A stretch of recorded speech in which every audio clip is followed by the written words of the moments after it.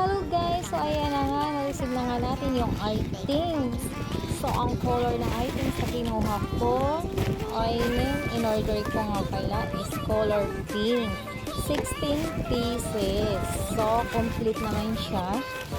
At wala namang kulang, of course.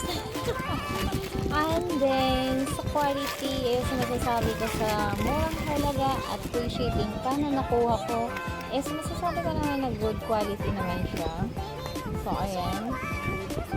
About naman dun sa packaging is naka-plastic lang siya. No anything else, but it's okay kasi hindi naman ganun kasilan yung item. Shout out sa shop na kinuhaan ko nito from Easy Live 001 ng TikTok shop.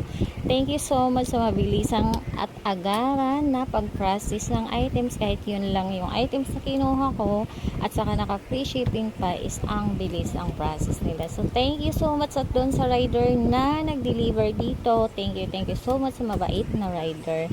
So ayun nga, yun nga lang ang masasabi ko is good quality naman yung item sa murang halaga. So okay naman siya.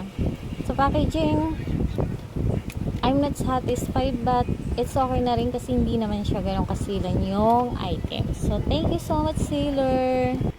So anyway, dito sa mga items na to ay una kong sinubukan yung nail cutter kasi yun talaga ang needs ko for everyday use. Hindi naman pala natin everyday use magagamit ang nail cutter. Hindi naman tayo araw-araw is mag-nail cutter, di ba? So yun nga lang ang masasabi ko is good quality naman siya kasi matalis naman yung nail cutter sa murang halaga. Yun lang.